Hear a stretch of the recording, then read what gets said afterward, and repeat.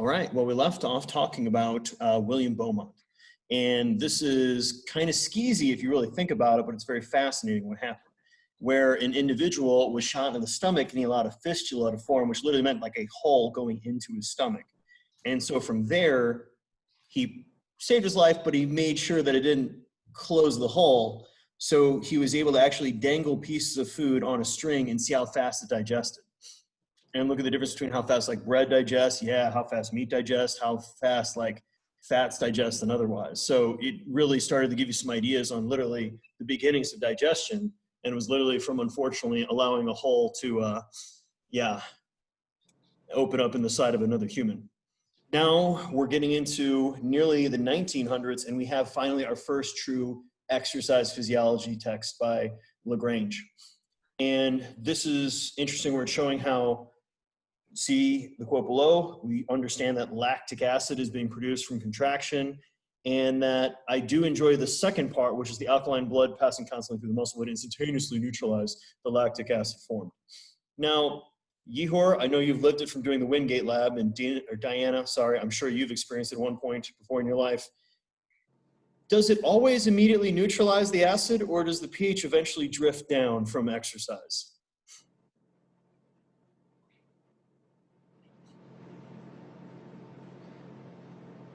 It's definitely not instantaneous. It takes some time. Well, the very first little bit will actually, it will truly be instantly neutralized. The key is you overcome the buffering capacity. So as we keep popping in more and more protons, eventually the pH is going to come down, and that's where you get the burning in your legs, burning in your lungs, and if you're unlucky, or honestly you're that hardcore, you literally will vomit from it. So Carl von Voigt was one of the first individuals to go even further, specifically with looking at what macronutrients were breaking down as far as, fats, proteins, carbs, how much oxygen, hydrogen, nitrogen, and so on is going to be equal to those inputs. And then seeing how it turns out being physically active, it's probably going to have positive outcomes on decreasing disease risk. And notice, guys, now finally they're realizing that protein is in fact not the key source of muscle energy. Where up until then, that was seriously what was going on, along with understanding that we have all the different essential amino acids. So we can't get by with just taking in leucine or just taking in glutamine. We have to have all 8 of those essential amino acids in order to be healthy. And notice, this is the first calorimeter that was big enough that a human could be inside. Because if you think back to Lavoisier, where it was putting a guinea pig inside of an ice bucket effectively, this is finally giving us something of scale that we can put a human in. And so right when we're getting to the turn of the century, we've got Sinclair and his publications on showing the benefits of training, Combe, which as it turns out, exercise is going to improve the function of a lot of your organs. So we're talking about decreasing fatty liver disease, improving heart function, so on and so forth.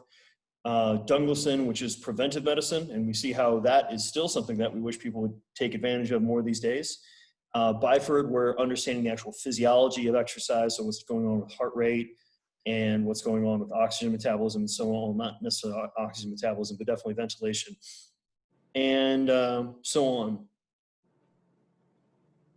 Now, in 1896, thanks to Pierre de Coubertin, you have the modern essentially the modern day Olympic Games, where it began again in Athens.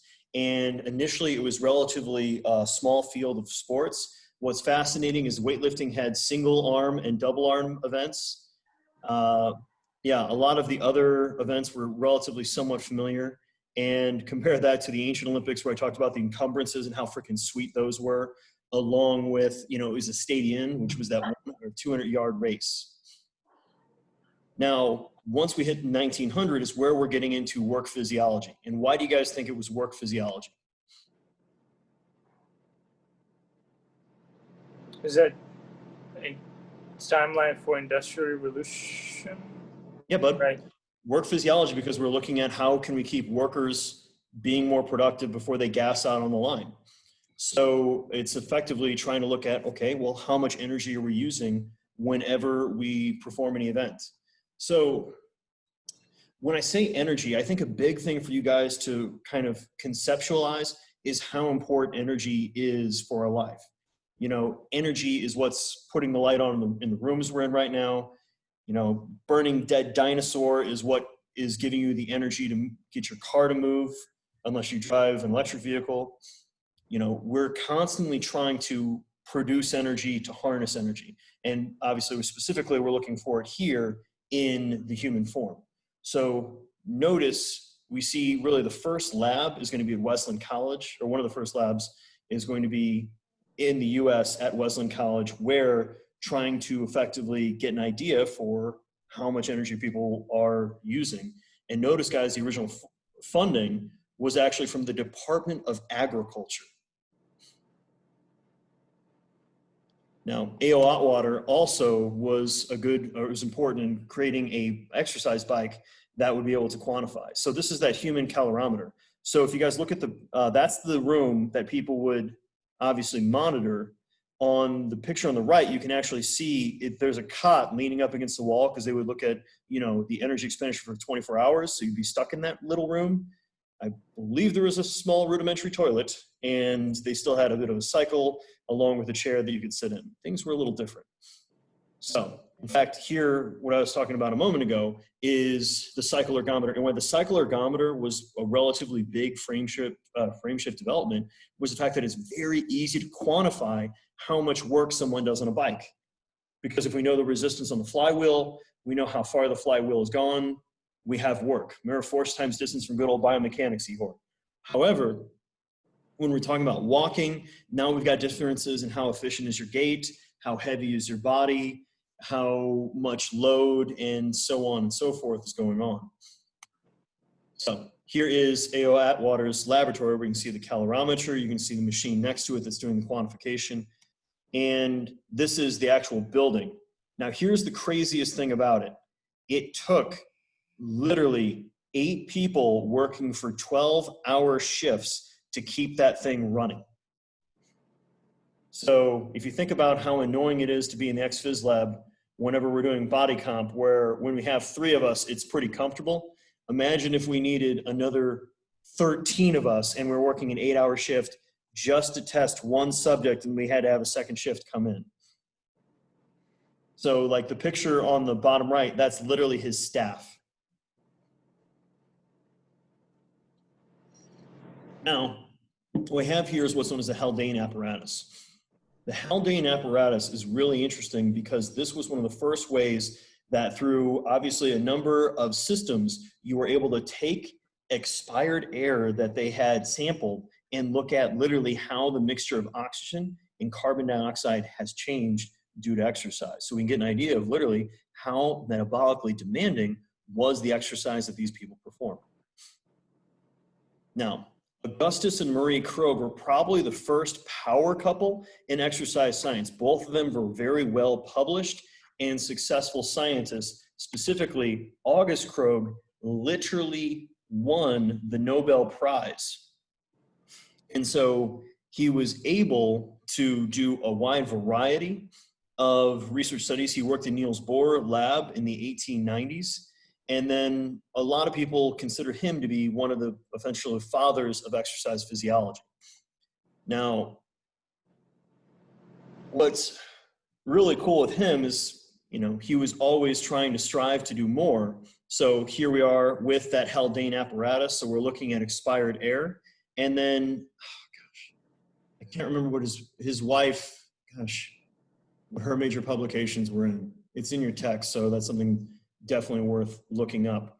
Now, he also made an improvement on the cycle ergometer.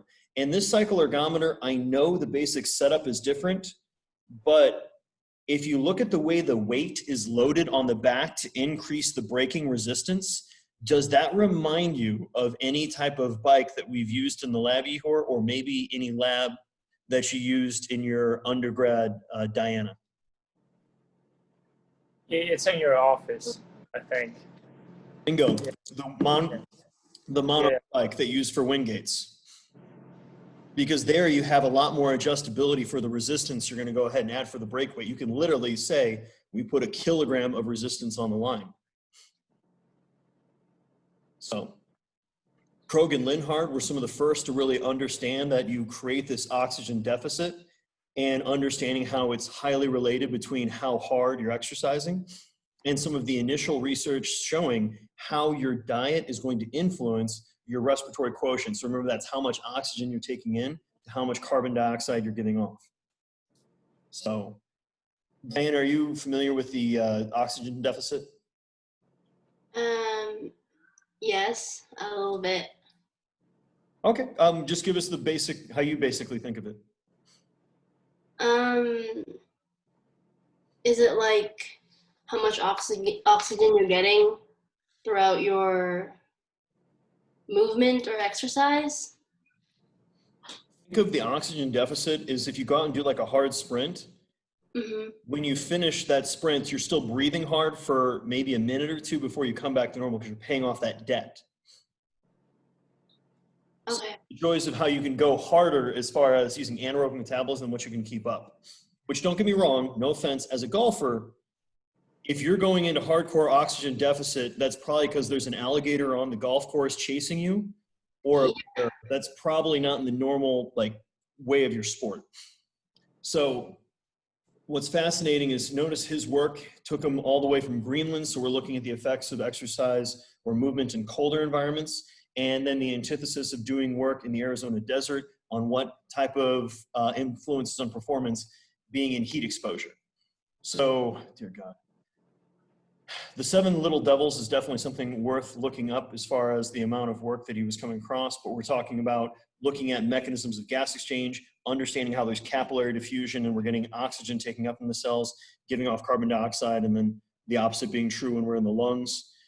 Obviously, effects in both altitude and being in the desert, talking about how diet is going to affect our respiratory quotient and the amount of work we're going to do, the oxygen deficit, and literally came up with and adapted a number of instruments so he was able to measure physiologically what's going on. Now, this then brings us to my personal favorite exercise physiologist of all time, which is Archibald Vivian Hill, also known as A.V. Hill.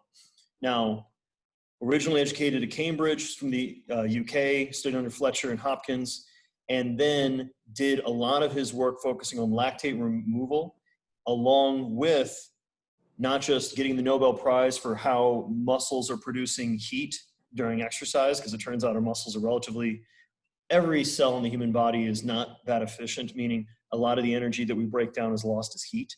And that's okay, that's normal, because we're endotherms and we want to be kind of inefficient so we keep ourselves warm. And that's also why you sweat profusely if you're like me. Now, when it comes to the force-velocity relationship, now I know Yehor, you've heard me talk at length about this and it'll come up again in the class, but this is how you're gonna be able to produce the greatest amount of force at the lowest velocity, and then you're gonna be able to produce the lowest amount of force at the highest velocity. And really with understanding that relationship with muscle, you can start to understand the importance of obviously strength training in order to adapt and improve your athletes. And he was one of the first guys to really start studying athletes. And so here's a picture of A.V. Hill rocking the pantaloons while testing an Olympic athlete. And notice, guys, these are old school timing gates on the side. So this is him actually timing the guy doing his sprints. Hands down, one of my favorites. So right here, guys, we have that relationship between the force velocity curve and how as we increase our speed, the force production is going to be lower. And this is with, this is actually with excised muscle. So this is not, still attached to the muscle in the organism. And I really love his quote here. So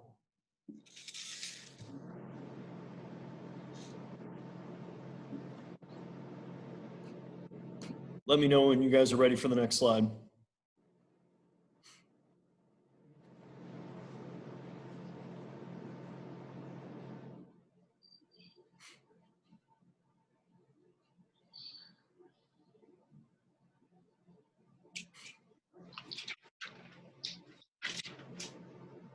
I'm going to guess you're ready for the next slide.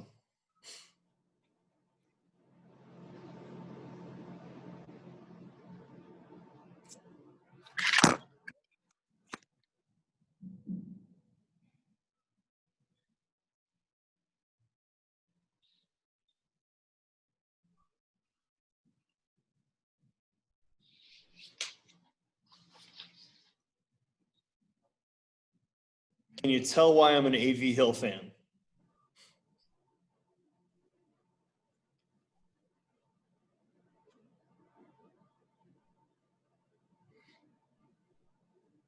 Yeah, hands down my favorite. Now, the Schlander device by Per Schlander was an improvement of the Haldane apparatus as a much more rapid and easy way that we're going to be able to look at gas exchange. In fact, I found an instruction manual for one of these in the lab. I never found the actual device, probably because it got broken at some point. But this is one of the first methodologies you can have for actually being able to measure those gas exchange. Now we get ourselves into what's known as the Harvard Fatigue Lab. And this was one of the heavy hitters in exercise physiology for about 20 years. It was after World War II that funding kind of dried up and it effectively disappeared. But they did work with environmental research, work with or for the military, and a number of important names in essentially exercise physiology, specifically in the US, passed through there at one point or another. Now, D.B. Dill was one of the original directors along with L.J. Henderson. So this was originally there to study industrial workers. And so this was in one of the business schools buildings, and its initial operations was literally at $500,000 in 1927. So if I remember correctly, if we're talking about, you know, inflation and otherwise, we're talking about I think it was just over $10 million startup for the lab. So it was a massive undertaking initially. Now, D.B. Dill, the original director, is fascinating. Born in Kansas, he was actually a 53-second quarter miler, so a heck of an athlete. Did his PhD with Carl Ellsberg at Stanford, and then after the fatigue lab, went out to Indiana University for a number of years, and then finally finished his career in Boulder, Nevada. Now, they were doing a lot of different physiology, specifically exercise style testing. And Sid Robinson, who would go on to be another big name in exercise physiology, was actually one of the graduate students. And so that's actually the picture of him on the treadmill. Now, one of the fun things about the lab, and I'm sorry, Yehor, we don't have enough space, but they actually had lab dogs that just lived there. Now notice those are much smaller than the dog that I own, so there's another reason why Norbert isn't around as much. Now, one thing that was interesting is they had a treadmill in the lab, and the dogs actually love to run on the treadmill. So for an experiment, they just thought it'd be fun to kind of let the dogs run and see how far they go.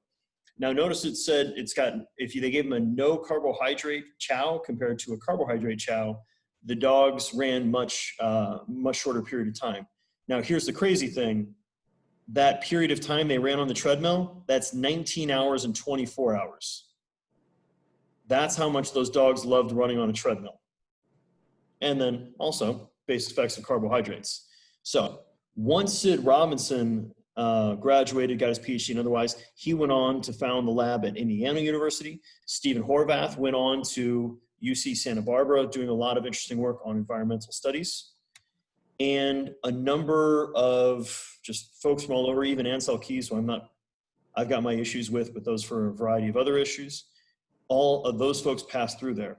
And literally there's field studies from doing effects on elevation, doing work in high heat, high humidity environments, industrial work with Youngstown, and so on and so forth. Like, they did a lot of really fascinating work in how the body is going to be essentially functioning in different environmental conditions, and how that's going to influence performance, and how quickly you're going to adapt to those changes.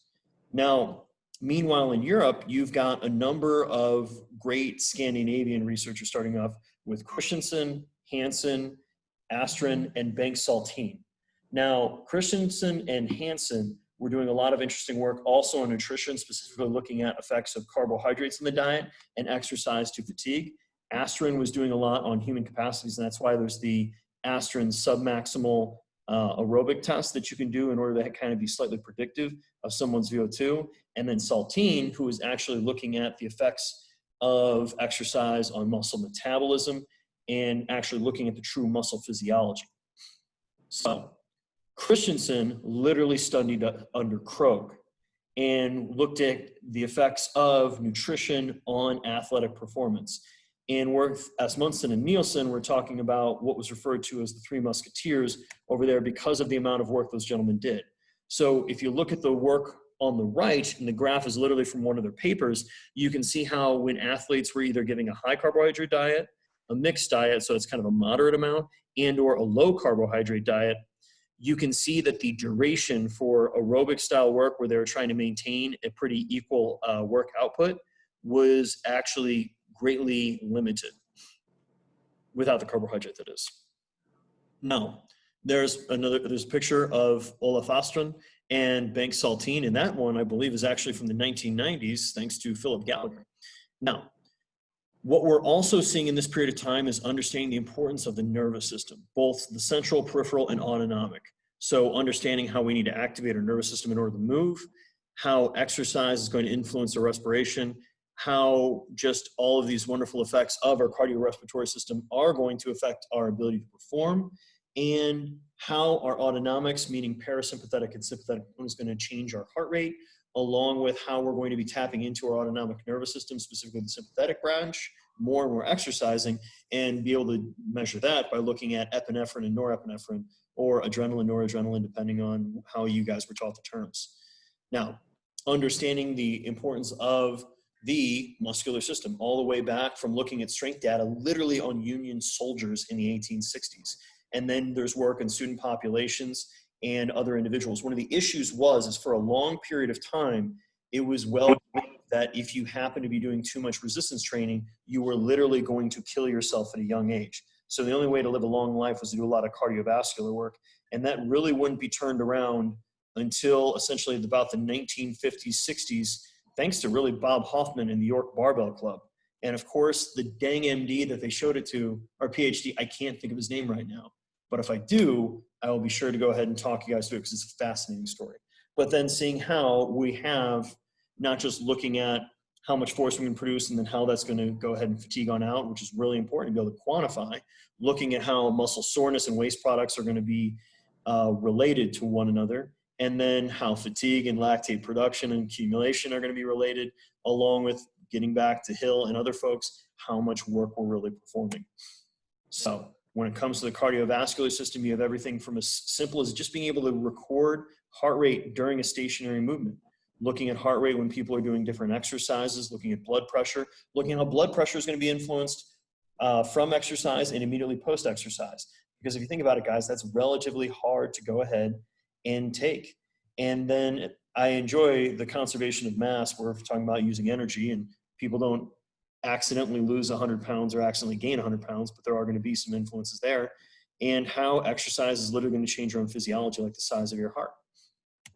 So more work on the wonderful respiratory system and how everything is going to be related to your performance. So we're going to see changes in the neurological activation of your diaphragm and otherwise, and using secondary muscles.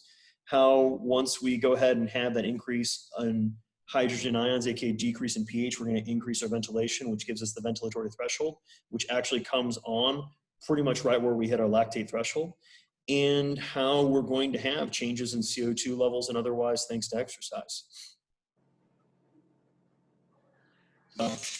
I'm reading too many slides, so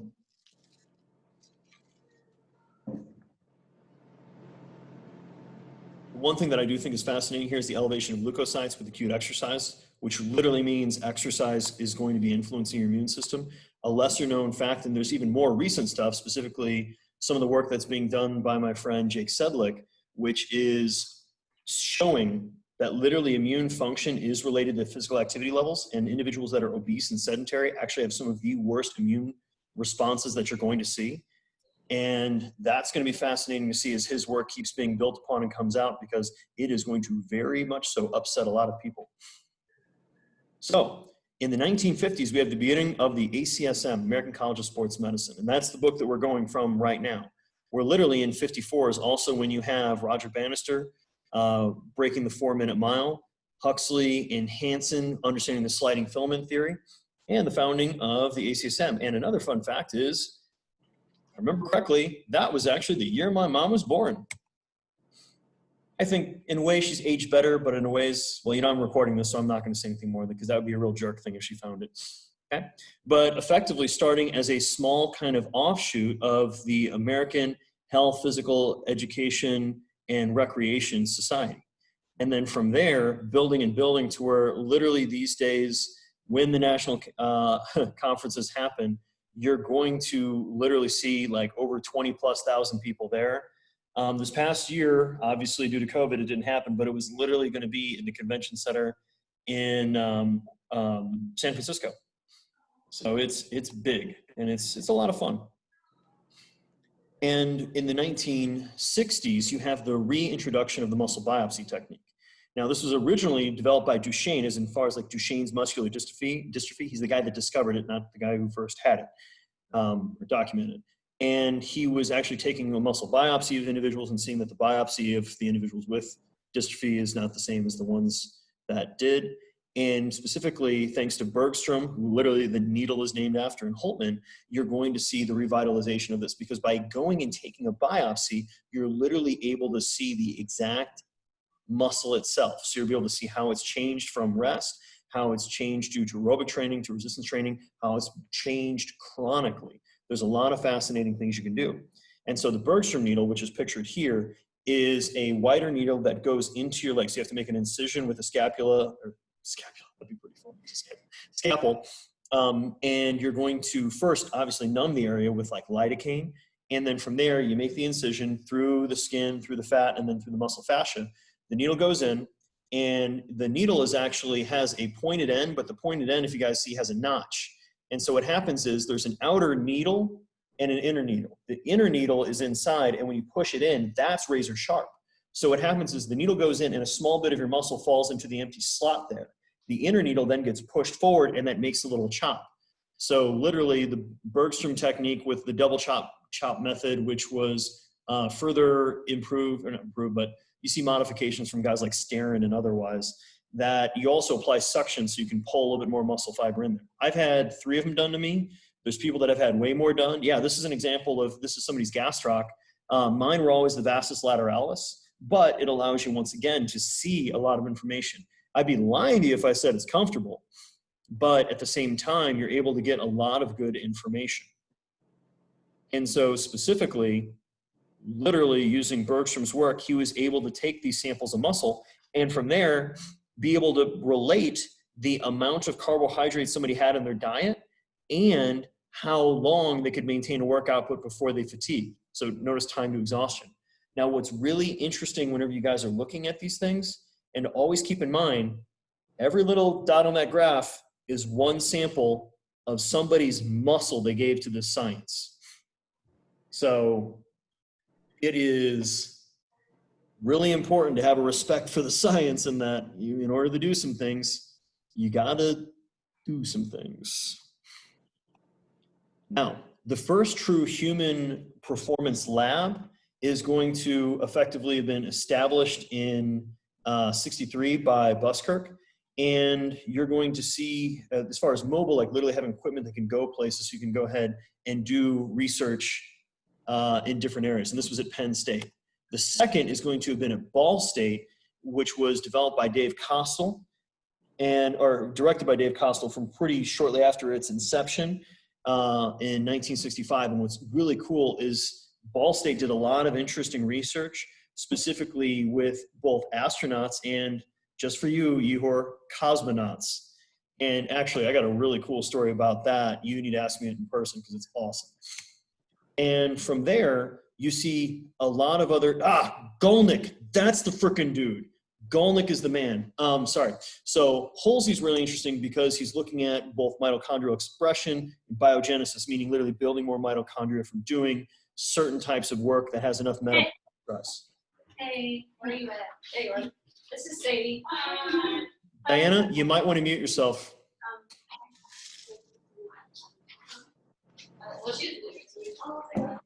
Or I'm going to go ahead and mute her for her. Okay. Now, what's really cool about Goldnick, if I'm not jacking it up, aside from seeing how fiber types are going to respond to training, this guy literally was under the same guise as everybody else in the 1930s, 40s, and 50s, which is resistance training is going to kill you. And nope, it's not Goldnick. I'm jacking up the name again. Dang it, dang it, dang it. Anyways, fiber typers responded training specifically, you're going to see that you're going to get a greater responsiveness for resistance training from your type 2, and your type 1 fibers tend to have a greater amount of training from type 1. Gosh, that's going to bother me. Okay, I promise I'm going to remember correctly this time, and it was Karpovich. Because Karpovich was one of the, not only did he establish the lab at Springfield College, but the York Barbell Club came over and did an exposition. And up until then, the argument was if you lift weights, you become too muscle bound, you can't move, and you're going to be a bad athlete. And literally, the York Barbell Club came there. They had gentlemen that could put 300 pounds over their head. And one of the biggest guys at the time was by the name of Grimmick, John Grimmick. And Bob Hoffman was like, yeah, this is our guy, blah, blah, blah. And Karpovich was like, okay, well, yeah, you're all great. Now show me how mobile you are. And he's like, can you even touch your toes? And literally, now, he was one of the most, Grimmick was one of the most impressive specimens you're going to have from that day and era. He could literally, he not only went down and touched his toes, he put his palms flat on the ground with his legs straight, and then he pushed himself up into a handstand. Then he got back up, and I think Karpovich actually started by asking him to scratch his back. He's like, you mean here? You mean here? You mean here? And he could easily reach all these places because he didn't have any issues with mobility. And the same guy that could put 300 pounds over his head. And then he literally, Grimmick finished by throwing a standing backflip. And so afterwards, Karpovich is like, I'm obviously wrong about this resistance training thing. Please let me learn and understand what's going on. And that was where you really see the resurgence of resistance training being a very important modality for health and wellness. And TK Curitin developed the land actually at the University of Illinois, which is where Dr. Saban, one of our faculty, did his PhD. But of all things, Hal Holmes, the guy the exercise physiology lab here is named after, that was his advisor, was TK Curitin. And fun fact from Hal Holmes, TK Curitin's wife would show up at 5 o'clock in the afternoon every day and literally honk the horn until Curitin would leave, because he needed a reminder. By the way, Diana, you're muted because, no offense, your roommates came home. Now, of course, I did my PhD at Kansas, so we got to talk a little bit about the history of that department, and where literally the guy who invented basketball was actually the initial department chair for exercise physiology, along with coach the basketball team. Now, he was then replaced by a guy by the name of Fogg Allen. Most people maybe haven't heard of him, but not only was the department chair, but he was also a guy that managed to win a number of collegiate basketball games, specifically also a number of national championships. Now, he was then replaced by Wayne Osnes, who was the director of the actual exercise physiology lab. So it was not just health science and exercise, or health, sport, and exercise science, but you see other developments as far as now exercise phys. Now there's the bioenergetics lab, the neuromechanics lab, and for some time there was the, gosh, what are they called?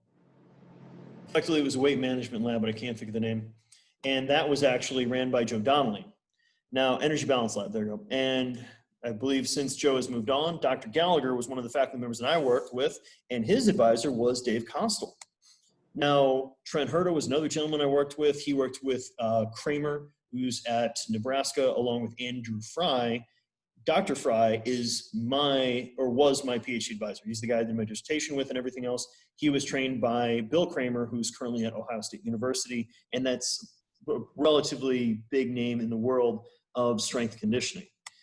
Now, when it comes to Eastern Kentucky University, once again, Hal Holmes, who worked with TK Curitin, was the original exercise scientist, followed by Dr. Jack Rutherford, a couple other individuals, and then suddenly it came to me. So I find it fascinating because you kind of actually literally have a genealogy of how this person trained this person, who trained this person, who trained this person, and it's not exactly the full, you go and, apprentice with the master, but it is fascinating to kind of see how things move from one person to the next, and it moves on to where eventually you find yourself where you're at.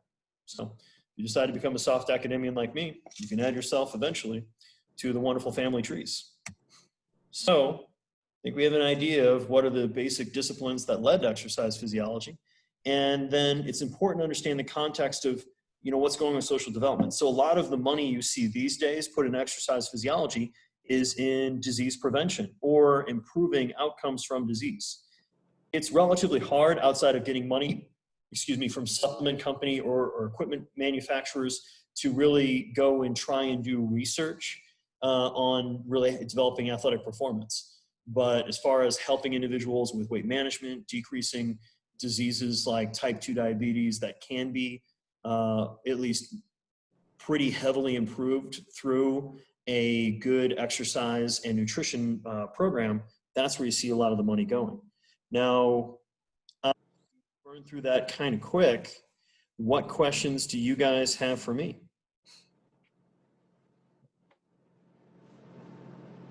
I have a question, Dr. Lane. It's about the exercise physiology timeline. That was one of the assignments. Yeah. How would you want us to do that assignment? Do you want us to put the major individuals that contributed like the most to the development of exercise physiology, or so my goal is this is going to be easy points for you guys. So effectively, I believe I've got this for 20 points. So effectively, I want you to put up 20 different events. Okay. Like, and you're right, triage it through importance. So effectively, you could have event number 1 is, you know, Plato says you should freaking work out, you know? And that's, you know, insert blank BC. I'm not going to put that on the, oh, hold on, let's do this.